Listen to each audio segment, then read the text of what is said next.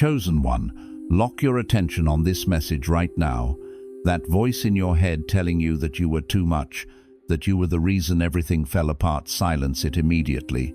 The enemy is working overtime today, for one reason and one reason only. The people who called you the problem just realized they were wrong. And that realization is about to change everything. It all shifts this week. The narrative, the blame, the false verdict they placed over your name. But here is what you need to understand. It is not shifting because you fought back. It is shifting because of what you chose not to do. Think back to that moment this week when everything inside you wanted to defend yourself. When you wanted to lay out every piece of evidence, every screenshot, every memory, every version of events that proved you were never who they said you were. But you didn't. You stayed quiet. You walked away. You let them believe what they wanted to believe. You didn't know it then, but that restraint was not weakness. That was the most powerful legal filing you could have made in the court of heaven. That silence was your evidence. That exit was your weapon. You did not find this recording by accident. The algorithm did not bring you here. God did. This is a divine appointment that was written before the foundations of the earth were laid. You are not scrolling. You are arriving. Stay until the very last second of this message, because in the next few minutes, I am going to hand you the verdict that cancels every false label they placed on your life. I am going to walk you through the exact audit of who you actually are versus who they needed you to be so they could maintain control over you. And at the end, we are going to seal this with a declaration that closes the door on their version of your story forever. Do not click away. Your future self is begging you to stay, because if you leave now, you walk out right before the moment everything becomes clear. I know what the last 72 hours have felt like. The atmosphere has not just been tense, it has been disorienting. Like you have been standing in a room where every mirror is slightly tilted and nothing looks the way it should. Maybe you replayed a conversation this week, one from months ago or maybe just a few days back, and for the first time something clicked that had never clicked before. You heard it differently.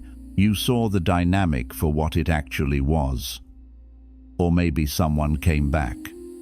Maybe after the silence, after the distance, after everything they reached out, and something in their tone told you that they are starting to see it now, starting to understand that you were not the chaos. You were the resistance to someone else's need for control. You feel something you have not felt in a long time. Not fully peace, not fully vindication, something closer to clarity. But underneath it, there is still this quiet ache, a question you have not been able to shake. And in that ache, the enemy has been whispering a very specific lie. He has been telling you that the reason the relationship broke down, the reason the friendship ended, the reason you were painted as difficult and unstable and too much, is because there is something fundamentally wrong with you.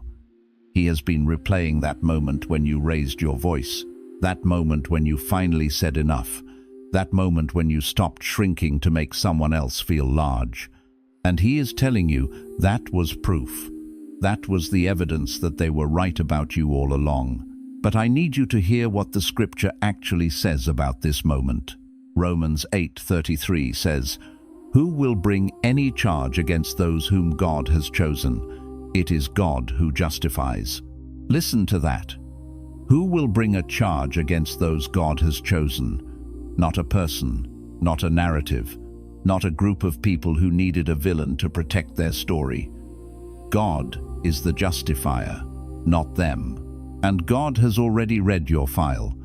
God has already examined every moment they used against you. Every time you were labeled too emotional, too sensitive, too difficult, too much, God looked at every single one of those moments and called them something different. He called them evidence of a soul that refused to be erased. You were not the problem. You were the boundary they could not move. You were the mirror they could not manipulate. You were the voice that kept saying something is wrong here, even when they told you nothing was wrong. and that made you dangerous to a dynamic that depended on your silence. The heaviness you feel right now is not shame. It is not proof that they were right. It is the weight of a false verdict being lifted off a life that was never meant to carry it. It is the tension of years of mislabeling finally reaching its expiration date. You think walking away made you the villain of their story. You think your silence in those final moments confirmed their accusations. But let me reframe your entire reality right now. You were never the problem. You were the exit they never expected you to take. And the fact that they see it now is not their gift to you. It is simply the truth arriving on schedule. They tried to reshape you into something they could predict, something neatly contained and easily labeled, something they could manage, like a small, well-behaved garden plot rather than a wild, burgeoning forest, something that would never, under any circumstance, outgrow the meticulously crafted, yet ultimately confining room they built for you. A room with low ceilings and narrow walls, designed for their comfort, not your expansion. And when you refuse to be confined, when that inherent, unyielding core of your being resisted the subtle and not so subtle pressures, not out of mere childish rebellion, not out of stubbornness, but out of something far deeper, something primordial and divine that stirred within your very essence, something they couldn't possibly name or comprehend. They didn't recognize it as a sacred refusal. Instead, they called it a problem. They labeled you difficult, an anomaly that disrupted their carefully constructed order. They declared you to be too much, too intense, too passionate, too visionary, too everything that made you undeniably times you. And the cruelest, most insidious part of this entire ordeal is that, in moments of vulnerability, in the quiet despair of striving for acceptance, you almost believed them. You almost absorbed their verdict as your own truth, letting their fear become the blueprint for your self-perception. But here's what they never ever told you, because they themselves couldn't perceive it. What was uncontrollable in you, what felt untamed and perhaps even unruly to their limited understanding, was never a flaw. It wasn't a defect to be corrected or a deficiency to be remedied. It was a flame. It was the living fire of divine purpose, burning with an intensity and a trajectory that was never meant to be contained within human parameters.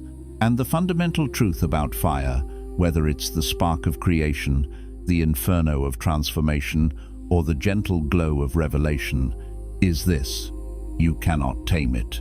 You can attempt to smother it, to diminish its light, to redirect its heat, but you can never truly domesticate its wild, sovereign nature.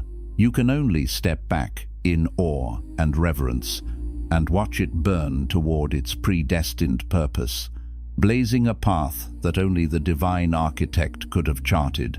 This inner flame is your divine signature, an unquenchable truth that defies all attempts at human reduction. It is the very essence of your untamable spiritual destiny. Some messages don't just inform, they activate. If something stirred deep in your spirit just now, you may be ready to receive the Chosen One's blueprint. This sacred guide reveals the 8 divine patterns behind your calling, your suffering, and your destiny. It also comes with the full audiobook, so you can absorb it during prayer, rest, or quiet moments with God.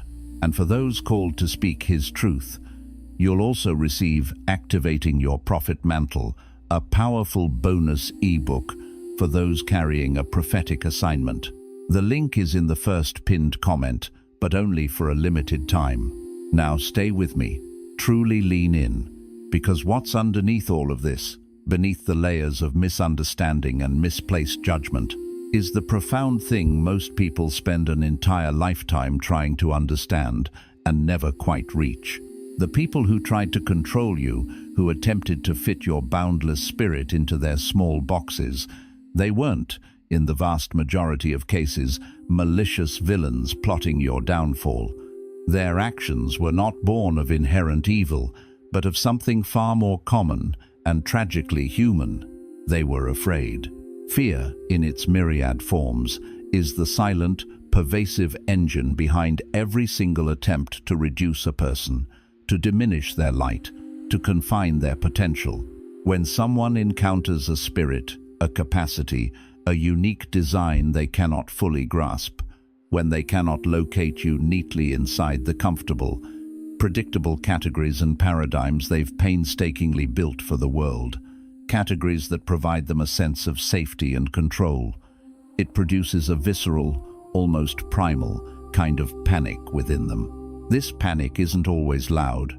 Sometimes it's a quiet trembling in their spirit, an unspoken alarm bell ringing in their perception. And that panic, in turn, manifests outwardly as pressure, as unspoken expectations for you to conform. It becomes silence, a chilling absence of affirmation. It morphs into whisper campaigns, subtle slanders that erode trust, and quiet exclusions, rooms you were never quite invited back into, conversations you were intentionally left out of. This didn't happen because you failed.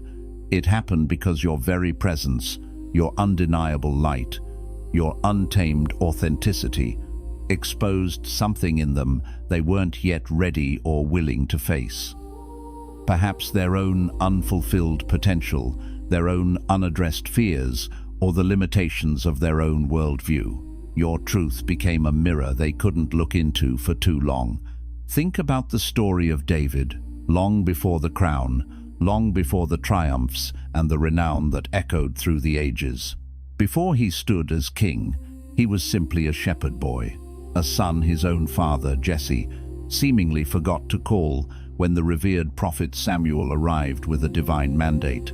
Jesse, in his well-meaning yet humanly limited perception, meticulously lined up every son he considered worthy, every tall, polished, capable, presentable, and conventionally kingly one, an impressive display of strength and stature.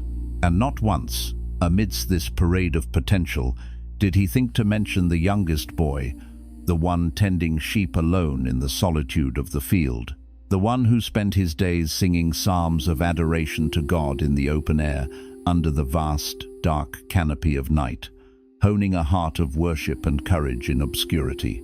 Samuel, guided by human perception, looked at every face in that impressive line, searching for the Lord's anointed, and yet heard nothing from heaven. The divine voice remained silent until the last of Jesse's suitable sons had passed. And it was only when David, called from the dusty pastures, walked through the door, sunburned, unassuming, unexpected, utterly uncategorized by human standards, carrying the scent of sheep and the melody of the wilderness, that God's unmistakable voice broke through the silence. "Rise and anoint him, for this is he." His own family, those closest to him, bound by convention and earthly expectations, didn't see it, but the divine did. The all-seeing, all-knowing opinion of heaven was the only one that truly counted, then and now. And what heaven sees is often precisely what the world overlooks. This, my friend, is precisely where the journey often begins for people like you, for those uniquely marked by the divine. It begins with the misread, the profound oversight by those around you. It starts in that metaphorical room where everyone seemed to have a ready opinion about your limitations, your boundaries, your supposed inadequacies, but utterly lacked the language, the spiritual discernment, or the emotional intelligence to comprehend your true depth, your inner vastness, or the spiritual weight of your destiny. And because you were young, perhaps, or because your spirit was tender and impressionable, or simply because the innate human need to belong, to be seen and accepted, weighed heavily upon you, you began a quiet, unconscious process of editing yourself.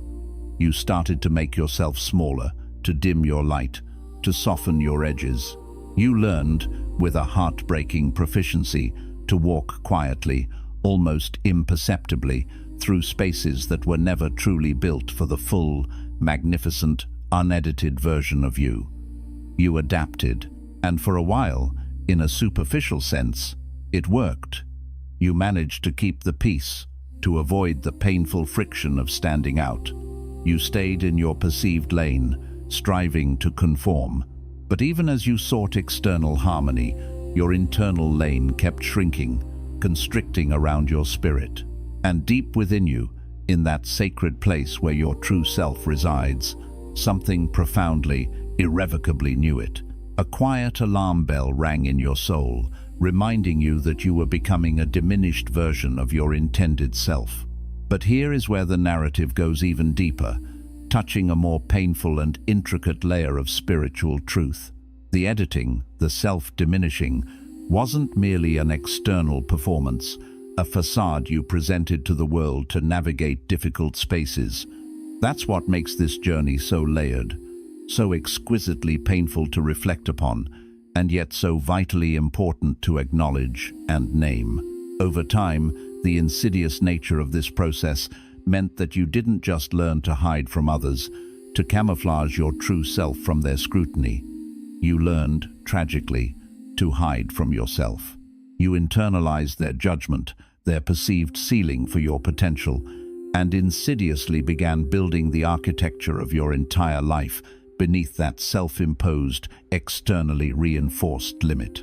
You stopped dreaming in certain expansive directions, silencing the whispers of grander possibilities. You ceased applying for certain opportunities, believing them to be beyond your reach. You stopped walking into rooms, both literal and metaphorical, that were rightfully yours by divine design, because somewhere along the winding, often treacherous path of life, you absorbed the devastating lie that you were fundamentally too much for your own life, too expansive for your own calling, too vibrant for your own destiny.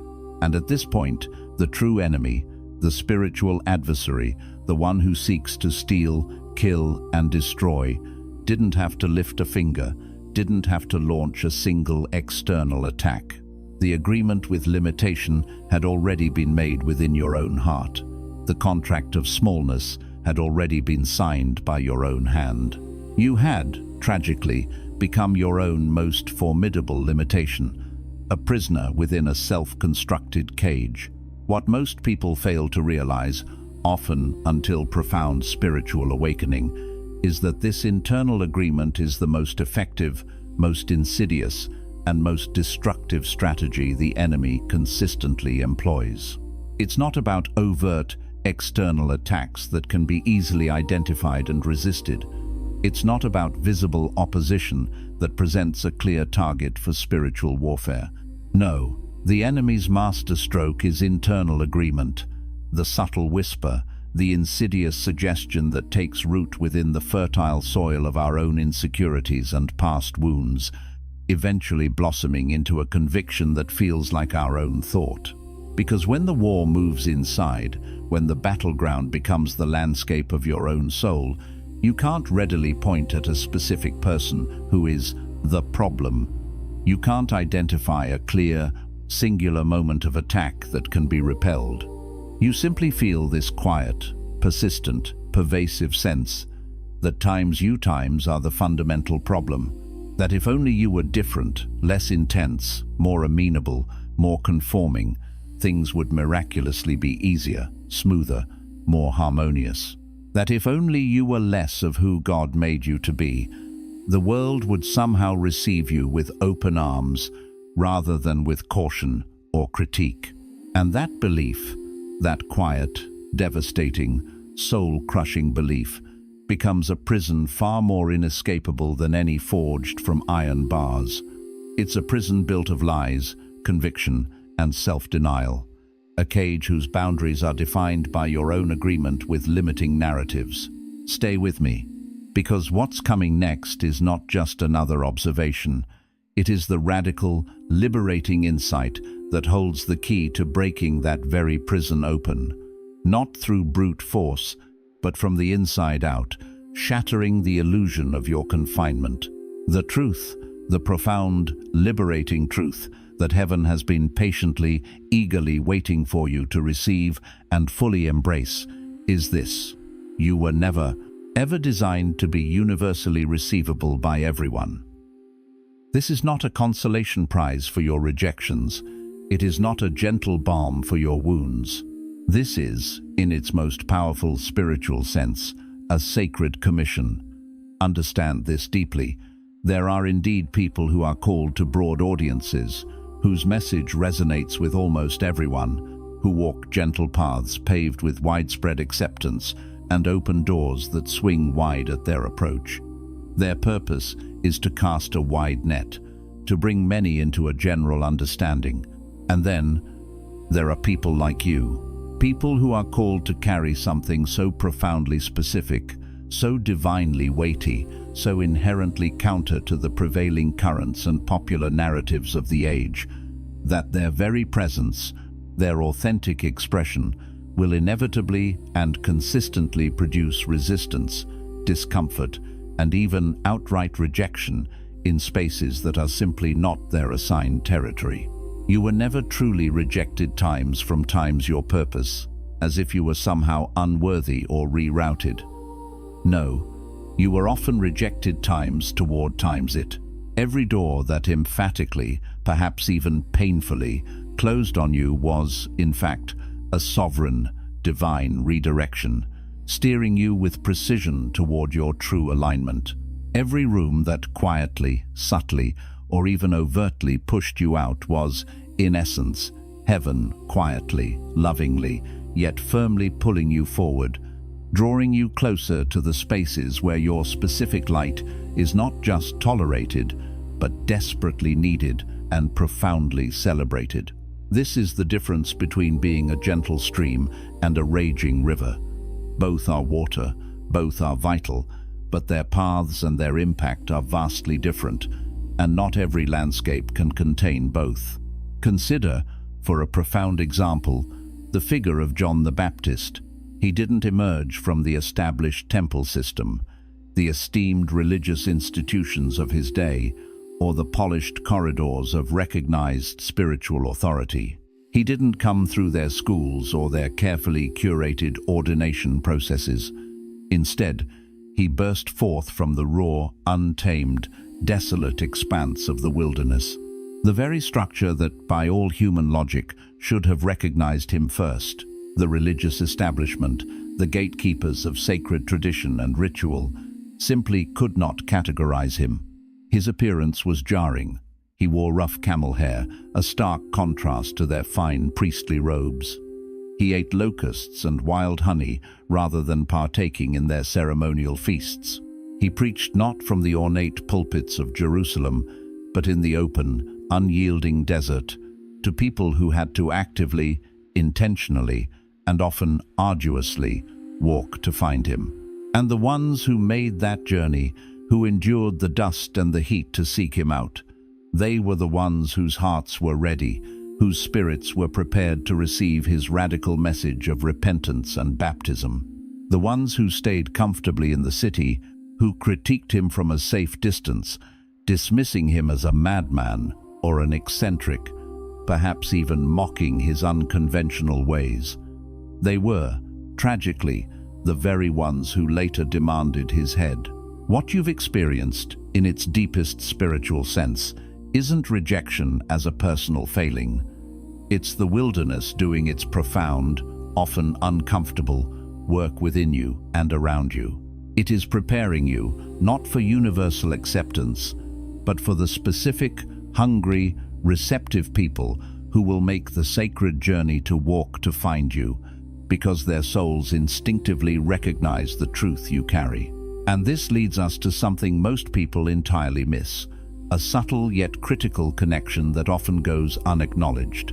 The profound link between divine preparation and the inescapable experience of loneliness. Because the wilderness, for all its formative power, rarely feels times like preparation. It doesn't arrive with a clear label, announcing its purpose as a proving ground. No, it feels like profound abandonment. It feels like an echoing silence where there should be the comforting hum of connection, the supportive chorus of community, and an aching absence where there should be reassuring presence, And in that disorienting silence, often amplified by the harsh landscape of your external circumstances, the temptation is immense and almost irresistible. To conclude that God has forgotten you, that your vision was a delusion, that perhaps you utterly misread your own sacred calling. Think of Elijah, the mighty prophet, after his great triumph on Mount Carmel. Even he, after such a display of divine power, sat under a solitary juniper tree, utterly exhausted, despairing, and asked God to take his life. This wasn't because he was faithless. It was because he was profoundly human, profoundly weary, and profoundly alone in his great assignment. And what did God send in response? Not correction, not a stern rebuke for his weariness, not a long sermon about the importance of unwavering trust. No, he sent an angel. He sent bread and water, divine provision for the immediate need. He gently said, "Rise and eat, because the journey is too great for you."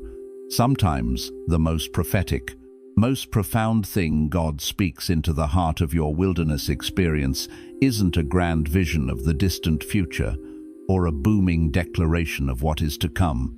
It is simply provision for the present moment, sustenance for your body, rest for your weary soul, bread for the road ahead.